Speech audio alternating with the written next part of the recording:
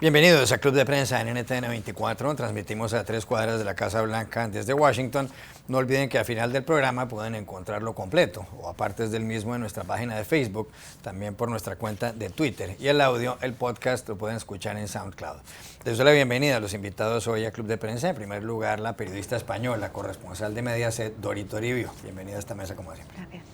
José López Zamorano, corresponsal jefe de la Agencia Mexicana de Noticias Notimex, bienvenido también. Gracias. Y Muni Jensen, analista política, bienvenida a este programa. Gracias. Y Pepe, hay que empezar con noticias de altos tribunales, las hay en México en las últimas horas y en Colombia, pero en su país una decisión importantísima porque la Corte Suprema de Justicia, en una votación que tuvo lugar en una sala, 4 votos a favor y 1 en contra, ha dado luz verde a la legalización de la marihuana en ese país. Y hay que aclarar muy bien en qué consiste la luz verde. Interpusieron una demanda, 4 personas, que querían consumir marihuana, o que lo que pretendían era que se permitiera consumir marihuana en México con fines recreativos, con fines lúdicos y sin ánimo de lucro. Es decir, ahí no hay absolutamente ningún negocio. Pues por 4 votos a favor y 1 en contra, la Corte Suprema de Justicia ha tomado esa determinación, ha dado luz verde a ese tipo de consumo. El recurso lo habían interpuesto los miembros de la Sociedad Mexicana de Autoconsumo Responsable y Tolerante, que había sido fundada en el año 2013 por 4 abogados. Argumentaron, entre otras cosas, los demandantes, que había que respetar lo que se llama el libre desarrollo de la personalidad de los seres humanos. Si alguien quiere fumar marihuana con fines recreativos, sin ser violento, sin hacer negocio, pues tiene esa posibilidad. Pero aquí viene una parte importante que hay que aclarar, y es que esta sentencia solamente beneficia a los demandantes, es decir, únicamente los favorece a ellos, no a toda la sociedad. Solamente beneficiaría al resto de la sociedad si se modifica una ley, por una parte, o por otra, si se sienta jurisprudencia. La jurisprudencia se produce cuando un fallo o varios fallos judiciales crean, en cierto modo, una costumbre. En el caso mexicano, se requieren 5 fallos, este es el primero, o sea que faltan 4 sentencias más para que entre en vigor, por decirlo de alguna manera, esta determinación de la Corte. ¿Usted cree que eso va a pasar? ¿Qué cree que puede ocurrir de aquí en adelante? Porque el gobierno mexicano de Enrique Peña Nieto, de entrada, no ha mostrado muy sonriente con el fallo de la Corte. Sí, bueno, en México hay una oposición mayoritaria de la población, casi 8 de cada 10 mexicanos se opone, el gobierno no favorece la legalización, la Iglesia Católica también externó su oposición a este tipo de medidas. Básicamente lo que me parece que va a provocar, por una parte, es que se materialice, ¿no?, este debate nacional en torno a los posibles beneficios o perjuicios de lo que equivaldría la legalización de las drogas. Y lo explicaste muy bien. Lo que sí implica es que se le está dando al individuo, específicamente a estos 4 abogados, que por cierto se declaran no consumidores de la marihuana, por lo tanto querían hacer un planteamiento más bien legal y político, más que realmente satisfacer sus necesidades de consumo de la droga, de tal manera que se garantiza que las personas tengan la libertad de ejercer su derecho a consumir el producto que ellos deseen, así pueda o no ser lesivo, porque esta declaración de la Corte deja en claro que la marihuana no es una droga inocua, que tiene problemas sobre la salud, es decir, no se trata de simplemente decir la marihuana es positiva, es un asunto legal de libertades. Y en ese sentido es muy posible que lo que haga es generar que otras personas, otros grupos que tienen esta intención, ¿no?, de liberalizar el consumo de la marihuana, bueno, se presenten ante un juez, ante un tribunal colegiado o ante la propia Suprema Corte de Justicia, que si de manera general y mayoritaria lo decide, bueno, será el tema de la legalización. Yo lo que creo que va a pasar es que obviamente este tema va a pasar más que nada al debate al Congreso, porque independientemente que en México se tomara una decisión drástica de legalizar las drogas, yo no sé si necesariamente va a tener los efectos positivos que se espera en muchos lugares, como evitar la criminalidad y desmantelar las estructuras criminales, lo dudo muchísimo, obviamente, pero evidentemente eso va a hacer que se regule se tome alguna decisión en términos de regulaciones. Las drogas que son legales en México, como por ejemplo el alcohol o en cualquier otro lugar del mundo, no significa que puedan ser consumidas libremente por cualquier persona de cualquier edad en cualquier lugar. Entonces, esto obviamente va a haber todo un debate nacional. La Ciudad de México ha abierto su propio debate sobre el tema de la marihuana con fines medicinales estrictamente. Lo que es de alguna manera llama la atención es que los jueces lo hicieron para un tipo de droga que es con carácter recreativo o lúdico, ¿no? Ya habían aceptado que la marihuana se utilizara con fines medicinales para una niña de 7 años del norte de México por un problema que tiene relacionado con la epilepsia, pero esta es la primera vez que hace un tema de manera lúdica, ¿no? Yo creo que obviamente esto va abrir un debate en muchos sectores de la sociedad, ya lo está haciendo obviamente, y es importante, ¿no? Y esa es un poco la posición que asumió el gobierno mexicano. Es importante que se dé el debate, pero por motivo de salud pública, el consumo de la marihuana obviamente pues no se ve como algo positivo. Está claro, como ha dicho la prensa, que esto no se trata de un cheque en blanco. Esta sentencia del editorial del Diario Universal de México dice que no se trata de una carta en blanco por una parte, pero además señala el diario The New York Times que esta sentencia va en la línea de lo que está ocurriendo recientemente en América Latina. Ya es legal la marihuana en Uruguay, hay un debate muy serio en Chile. El presidente colombiano, y Colombia es un país muy afectado por el narcotráfico, Juan Manuel Santos, en la penúltima cumbre de las Américas dijo que la lucha contra las drogas era como pedalear en una bicicleta estática. Así es, y si bien esto es una sentencia simbólica en su tamaño, no lo es en el impacto que pueda tener en la legislación futura en México. Eso abre una rendija, una puerta que muy posiblemente es inevitable seguir abriendo. Hay dos formas de verlo. Por un lado, es una muy buena noticia para la justicia criminal. En este momento el 60% de los presos en México están privados de libertad por temas relacionados con marihuana. Es algo que el sistema de prisiones no puede sostener y es algo que realmente afecta desde el punto de vista presupuestal y desde el punto de vista humano. Por otro lado, pues México no es Uruguay. México es un país que ha sido sitiado por el narcotráfico y me acuerdo cuando discutimos la legislación en Estados Unidos, donde ya más de 23 estados han legalizado la droga de algún modo u otro. Pues un poco el sentir de los mexicanos que han vivido en sangre propia las dificultades y los fracasos de la guerra contra las drogas, qué difícil era legalizar en Estados Unidos y luego penalizar en México. O sea que creo que eso más o menos iguala desde algún punto de vista el peso de la guerra contra las drogas y la declaración de fracaso que significan estas legislaciones al ataque directo con el narcotráfico. Desde el punto de vista social, es una legislación que va en contravía del sentir nacional, pero esos sentimientos cambian muy rápidamente cuando cambia la legislación. Es un poco al revés de lo que sucede en otros casos. El apoyo popular en Uruguay a la legislación a favor de despenalizar las drogas es abrumador. Es uno de los pocos países que tiene una mayoría de las personas que aprueban esta ley. Yo creo que en América Latina esto es una especie de dominó que está arrollando la región. Es curioso que se haya producido este fallo al otro lado de la frontera de un país como como Estados Unidos, en donde las cosas han sido tan distintas, donde el propio presidente Richard Nixon en los años 70 se inventó la expresión guerra contra las drogas. Pero hay otros datos curiosos. Aquí en Estados Unidos, de los 50 estados, solamente está permitido el uso de la marihuana con fines recreativos en 4, que son Colorado, Alaska, Oregón y el estado de Washington en la costa oeste, aparte del distrito capital, o sea, del distrito de Columbia, que es la capital, Washington DC, como se dice en inglés. Hay unos datos que leía esta mañana en el Pew Research Center. Según una encuesta Gallup, el 53% de los estadounidenses apoyan la legalización de la marihuana. El 69% creen que el alcohol es más dañino y el tabaco son más dañinos que la marihuana si se consumen en exceso. Y el 49% de los estadounidenses, es decir, prácticamente la mitad, dicen que alguna vez han fumado marihuana. Hay dos cosas, yo creo, en este caso de México. Por un lado, mirar hacia el norte. Son 4 estados los que tienen legalizada la marihuana, pero solamente es Colorado el que está demostrando que está funcionando el modelo de negocio, porque también han legalizado la venta y la recaudación de impuestos. Esta sería la parte más complicada. Y se habla de que esto ocurrirá en California en 2016.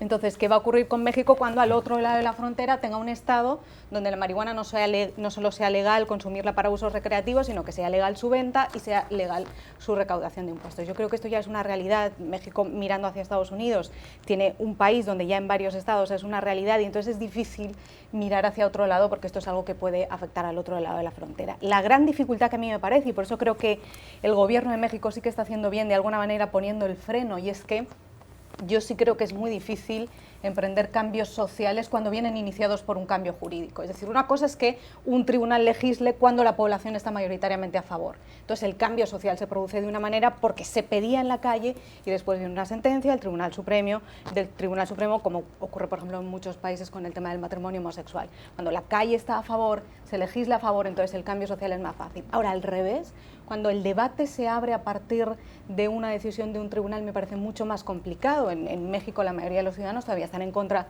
de la legalización de la marihuana y además quedan todavía 4 sentencias más para que se siente precedente jurídico. Esta es la parte que a mí me parecería Más complicado. Yo quería comentar un poco también, en el caso de Estados Unidos hay que matizar mucho, ¿no? Porque muchas veces se habla como que hay proyectos exitosos por la legalización de las drogas. En este momento Estados Unidos padece verdaderamente una crisis social y tiene que ver, por ejemplo, con el incremento de la mortalidad de hombres blancos entre 45 y 54 años, que van a contrapelo de lo que ha pasado, por ejemplo, con el descenso de la mortalidad de afroamericanos y latinos. Y las tres principales causas de esta mortalidad creciente es el consumo de drogas, el alcoholismo y los suicidios. Entonces, hay todo un fenómeno autodestructivo, ¿no?, de la sociedad de Estados Unidos, y el dato más revelador es que las personas que están están muriendo, básicamente son personas que no han cursado la universidad, son personas que se han quedado en el elementary school o en secundaria o en preparatoria. Entonces tienes todo un fenómeno de reconversión de la planta laboral que está traduciéndose de alguna manera en conductas autodestructivas y que es ir a las drogas. Estás viendo sobredosis de heroína en el noreste y en el norte de Estados Unidos. Entonces cuando ves en el debate, bueno, que la droga y el abasto, etcétera, realmente Estados Unidos tiene que preocuparse muchísimo más por resolver esos problemas fuertes, profundos que tiene sobre las conductas de la sociedad civil y de alguna manera eso que no repercuta todavía peor cuando tienes disponibilidad de las drogas. Lo que pasa es que comparar las muertes por heroína, que es la primera causa ahora mismo aquí en la drogadicción en Estados Unidos y que además se habla ya de epidemia, como decía el otro día el New York Times, con la marihuana es muy diferente. La marihuana tiene un respaldo con temas médicos, es decir, no se puede incluir todo en el mismo saco porque entonces entramos un poco a veces en la demonización de la marihuana que, como sabemos, para fines médicos tiene otra razón muy diferente. El presidente Barack Obama dijo que él cree que la marihuana es menos dañina que el alcohol. De la Corte Suprema de Justicia de México a la Corte Constitucional en Colombia, donde hay noticia importantísima también, porque ayer por 6 votos contra 2 en ese alto tribunal se decidió modificar el Código de la Infancia y a la Adolescencia y permitir que las parejas homosexuales, las parejas gays, puedan adoptar niños. Esta tendencia había empezado ya en el año 2011, desde cuando los altos tribunales colombianos reconocieron que las parejas homosexuales podían tener vocación de formar una familia. Hay unos datos que llaman la atención, los da el diario El Tiempo de Bogotá. En el año 2014 había una lista de espera de 5.500 niños y niñas que estaban aguardando para ser adoptados y solamente fueron adoptados 1.100. También hay un gran debate sobre si las parejas homosexuales pueden educar de la misma manera o con las mismas reglas a un niño o no. Ese es otro gran debate. Colombia sí se suma o forma parte ahora de una lista de 21 países donde están permitidas las adopciones por parte de parejas homosexuales, y ahí están naciones como Argentina y Austria, o Bélgica, Brasil, Canadá, o Dinamarca, o Finlandia. Tal vez el primer país que legalizó esto fue Holanda en el año 2001, España lo hizo en el año 2005 y fue también de los primeros. Yo pienso que Latinoamérica se está convirtiendo en un gigantesco laboratorio social, donde a través de las cortes se han hecho unas sentencias que han llevado al país al progresismo quizás más rápido de lo que quisieran partes de su ciudadanía, la iglesia, algunas secciones del gobierno. También creo que en el caso de Colombia el movimiento digamos, de tolerancia y aceptación de parejas del mismo sexo ha llegado porque hay, como ha ocurrido en este país, personas que son homosexuales que han llegado a puestos de poder. En Colombia hay en el gabinete, en las cortes, en el periodismo, en varias esferas, unos voceros que son muy, muy activos y que han ayudado a adelantar esta causa. Es una población joven donde los temas sociales tienen mayor aceptación y creo que abrir la puerta para que estos 10.000 niños puedan por lo menos tener un hogar estable, y estoy segura que las instituciones de adopción lo que buscan son hogares estables y no necesariamente hogares compuestos de una manera o de otra, me parece una buena noticia. Se está liberalizando América Latina desde los tribunales. Está ajustándose a la realidad, ¿no? Desde un punto de vista legal, ¿no? El hecho de que haya esta corriente de pensamiento en la cual básicamente no exista ningún tipo de coartada, ningún tipo de obstáculo para que personas, independientemente de su género, de su sexo, de su preferencia religiosa, de lo que fuera, tengan derechos no solamente a ejercer sus libertades, como obviamente debería hacerlo, sino también para salvaguardar los derechos de las familias, ¿no? Y construir un nuevo tipo de relaciones sociales, me parece, como dice tu revista, trascendental, ¿no? Lo hizo México también. La Suprema Corte de Justicia determinó que cualquier ley que prohíba los matrimonios entre personas del mismo sexo es inconstitucional. Hemos visto otros países donde ya también está codificada esta protección. A mí me parece muy saludable que justamente las legislaciones estén ajustando a la realidad y no al revés. Muchas personas creen que España es un país muy católico. Bueno, lo ha sido históricamente. para bien y para mal además. Pero muchas personas creen que siendo un país muy católico, a esas personas les suena extraño que España sea uno de los primeros países que reconoce o que legaliza las adopciones por parte de parejas gays, y por otro lado uno de los primeros países del mundo donde se permitió el matrimonio entre homosexuales. Bueno, no fue España, fue un gobierno concreto de la historia de España, que además era un gobierno especialmente progresista, el gobierno de José Luis Rodríguez Zapatero, que además esta ley ya ha cumplido 10 años y se considera uno de los grandes éxitos sociales en España, pero cuando se promulga esta ley se encontró con muchísima oposición de la derecha política en España y también de muchos conservadores ciudadanos que pensaban que era muy pronto, que la sociedad todavía no había llegado a ese punto, y esa puede ser la gran diferencia con Colombia. En España fue un gobierno el que promulga una ley y busca apoyo parlamentario para que se legalice el matrimonio homosexual primero y después las adopciones homosexuales en España. En Colombia es la Corte la que está siendo muy avanzada y todos los derechos que tienen los homosexuales ahora mismo en Colombia no vienen de una decisión legal o política en el Congreso, sino que vienen por una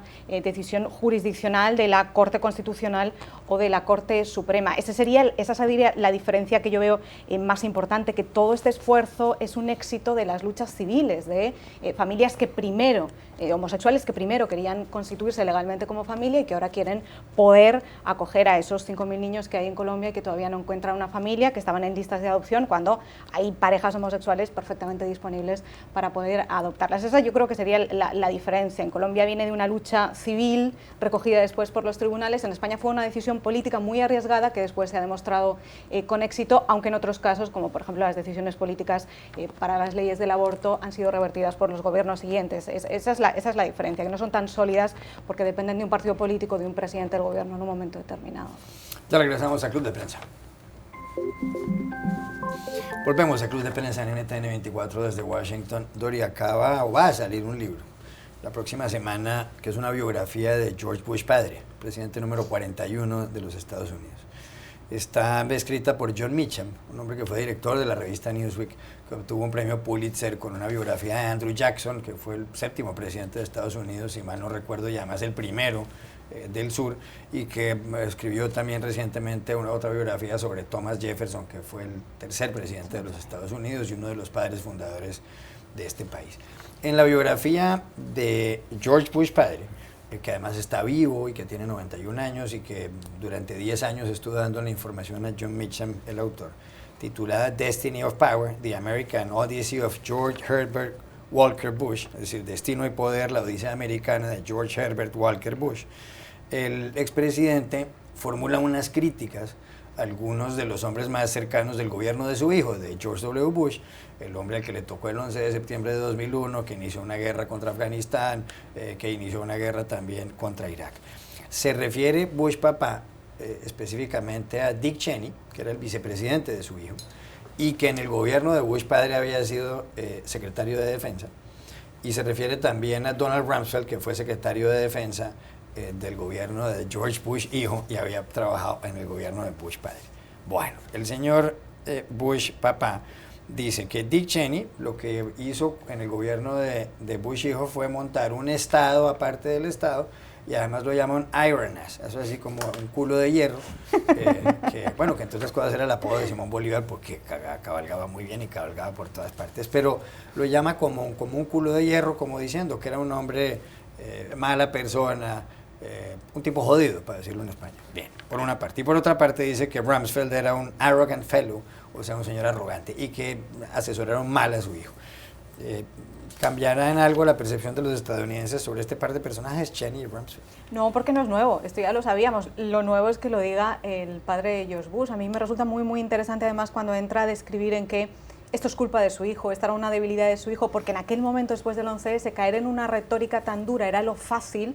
Hablar, por ejemplo, él menciona el discurso de Bush en 2002 ante el Congreso, cuando define el eje del mal, y dice, bueno, es muy fácil caer en ese tipo de retórica bélica o escorada hacia uno de los lados, demonizando uno de los lados, pero que no tiene por qué tener una validez diplomática, como ha demostrado la historia. A mí me resulta muy interesante leer esto de boca de Bush padre, reconocer cómo toda esta dialéctica que después se censuró por tantísima gente realmente no ha servido para nada desde un punto de vista histórico, o no sirvió para nada desde un punto diplomático en aquel momento. Lo que yo me pregunto es si se lo dijo entonces o si se cayó, y ahora lo que ha ocurrido es que le ha cambiado la visión o se ha ablandado. Y digo ablandado por citarle a él mismo, porque no sé si recordáis hace un mes cuando asistió a una boda homosexual, que después publicó un comunicado diciendo, bueno, mi opinión ha evolucionado con los años, es cierto que yo antes pensaba que los matrimonios homosexuales no eran matrimonios, pero ahora quizás son los años, me he ablandado. Pues yo me pregunto si esto es lo mismo que le ha pasado con la política de su hijo, o si realmente lo pensó entonces y se lo dijo a puertas cerradas y nos lo está diciendo ahora a nosotros. Muy Jensen. A mí lo primero que me llama la atención es que estemos hablando de un Bush que tiene 91 años, como acaba de decir usted, y que fue presidente hace casi 30, y no del que es candidato para la presidencia por el Partido no Republicano, que es Jeb Bush, y eso dice poco de Jeb Bush, que nos interese más las historias de su padre y las memorias de su padre. Por otro lado, me parece que esto es noticia por lo inesperado, porque venga justamente de George Bush 41, el presidente número 41, y también es un poco hipócrita, porque este es el hombre que al lado de estos dos personajes invadió Irak y que tuvo, creo, el oído de su hijo, porque él mismo fue el fundador de lo que se llamaba el President's Club, aquel sistema mediante el cual todos los presidentes y expresidentes se podían comunicar por un teléfono seguro. O sea que yo no sé si nunca usó el teléfono del President's Club para darle consejos a su hijo en su momento, como para ahora tratar de vender libros con esta historia. Pepe. Una de las grandes críticas que se le hicieron en su momento a George Herbert Walker Bush fue que no tenía un carácter visionario como su antecesor Ronald Reagan. Él, cuando le preguntaron, dijo, sí, the vision thing, esa cosa de la visión, ¿no? Y ahora demostró que el hombre sí tenía visión cuando rechazó a Donald Trump como su aspirante vicepresidencial en el 98, ¿no? Que revela en el libro, ¿no? Me parece que es un... O de pronto no tenía visión porque llegará lejos el señor Trump. No creo que va a llegar muy lejos, pero bueno. Yo creo que de alguna manera coincido con Muni, es un hombre lúcido a sus 91 años. Creo que la candidez y la sinceridad se valen en esta época de su vida. No porque no las pudo haber hecho en la presidencia de su hijo, creo que hubiera sido de mal gusto hacerlas durante la presidencia, porque finalmente lo que estaba haciendo era decir, tú tienes derecho a hacer tu propia presidencia, con sus errores o con tus beneficios, pero bueno, es tu boleto, es tu problema y ahí está, ¿no? Sí habla bien el hecho de que quiera sentar cuentas, porque creo que la visión histórica del papel que han jugado Dick Cheney y Donald Rumsfeld ha sido más que negativa, ¿no? Especialmente Rumsfeld, creo, ¿no? Porque le podrías decir que Cheney tiene una posición de lineadura y bueno, siempre sacaba las armas, el guerrero es fácil, etcétera, pero Rumsfeld con toda la irresponsabilidad que se le ha atribuido por el manejo de la Segunda Guerra de Irak, ¿no? El que venga un hombre de la estatura, ¿no? Histórica de George W. Bush, porque creo que se ha regenerado su imagen en los últimos años, en las últimas décadas, lo mismo pasó con Richard Nixon, habla mucho un poco de la importancia que tiene, ¿no? Sentar cuentas históricas de eventos que son sumamente importantes para la presidencia de Estados Unidos, para la historia del país, y no solamente en general, sino en este momento que se está debatiendo de alguna forma el futuro del país, y tener personas que hablen con visiones simplistas de la vida, que busquen resolver los problemas de un solo brochazo, como lo quisieron hacer Cheney y Rumsfeld, y mostró pues en gran medida un buen fracaso. Creo que de alguna manera es una lección muy contemporánea. Eso sí, ni el señor Rumsfeld ni el señor Cheney se pueden ni aparecer en la campaña de Jeb Bush, porque ahora sí son rechazados. Sería el último clavo en el ataúd. Hay noticias de España, Dori, porque quedan 45 días, faltan 45 días para las elecciones generales, para las elecciones legislativas, de donde resulta el gobierno, de donde sale finalmente el gobierno español. Tendrán lugar el 20 de diciembre, hay encuesta de las últimas horas del Centro de Investigaciones Sociológicas, lo que se conoce en España como el CIS. Primero, el Partido Popular del gobernante actual Mariano Rajoy, 29,1%. Segundo, Partido Socialista Obrero Español, el PSOE, el primero de la oposición, con un 25,3%, y hay una diferencia de casi 4 puntos. Tercero, Ciudadanos, el partido de centro-derecha, comandado por Albert Rivera, en el PSOE el hombre que manda es Pedro Sánchez. Y cuarto, cayendo con el 10,8%, Podemos de Pablo Iglesias. ¿Qué puede pasar? Uy, ¿qué puede pasar? Esa es la pregunta del millón. De momento estos datos son muy interesantes, primero por lo que cae Podemos. En esta misma encuesta del CIS en enero, Podemos era la segunda fuerza política en España, que es cuando vinieron los grandes titulares del bipartidismo, ha muerto en España y así. Bueno, vuelve a caer a la cuarta posición. El PSOE recupera su tradicional segundo puesto y con el PP en el gobierno, tradicional digo porque es el partido de oposición en este momento. Entonces de aquí yo extraería varias conclusiones. Primero, que el bipartidismo no está muerto, es cierto que está herido de muerte y que sobre todo en el último año y medio, 2 años, hemos visto como los dos grandes partidos tienen grandes problemas de liderazgo, de corrupción, de regeneración y que vienen azuzados por estos dos nuevos partidos, sobre todo Podemos y Ciudadanos, con esta nueva redefinición que están haciendo. ¿Qué es lo que puede pasar? Bueno, de momento vemos que en todas todas las encuestas y en las últimas elecciones locales, autonómicas, en las europeas, los dos grandes partidos, el porcentaje de votos sumados sigue siendo la mayoría de los votos, con lo cual no se puede decir que el bipartidismo haya muerto cuando la gran mayoría de los españoles siguen votando a uno de los dos grandes partidos históricos en España. Entonces no creo que haya muerto, pero sí es cierto que ninguno de los dos, no veo un escenario posible en el que vayan a ganar por una mayoría absoluta como ganó el PP hace 4 años, que ganó con la mayoría más amplia en la historia de la democracia española. Entonces, el escenario que yo creo que es más lógico por cómo están las cosas y por cómo funciona la historia electoral en España, sería un escenario en el que Ciudadanos tenga la clave, ninguno de los dos grandes partidos, ni PP ni PSOE, ganen por una amplia mayoría. Ciudadanos tendría la clave para gobernar. Creo que por un escenario más lógico, el partido que está en el gobierno ahora mismo, que es el Partido Popular, ganará por poco las elecciones en número de votos, sencillamente por una tendencia histórica que hay en España, es que el voto de los españoles siempre tiende a la persona que hay en el poder. Si os fijáis, los últimos presidentes siempre han sido presidentes por 2 legislaturas, sí, desde Felipe González a Zapatero, Aznar. Sería raro que Rajoy de repente pierda la gran mayoría con la que ganó hace 4 años. No sería imposible, pero creo que sería raro por la tendencia que hay en España de incluso mantener a gobiernos durante 20 años, como en los casos de Andalucía o la Comunidad Valenciana, cada uno de derechas o de izquierdas, que tenían problemas de corrupción. El voto tiende al poder en España por esa razón, así que ese es el escenario que yo más me imagino. Ya regresamos a Club de Prensa. Volvemos a Club de Prensa en NTN 24 para despedirnos porque se acabó el tiempo. Gracias, Dorito Toribio, por haber estado acá. Pepe López Zamorano y Muni Jensen, y a ustedes los espero mañana nuevamente en Club de Prensa.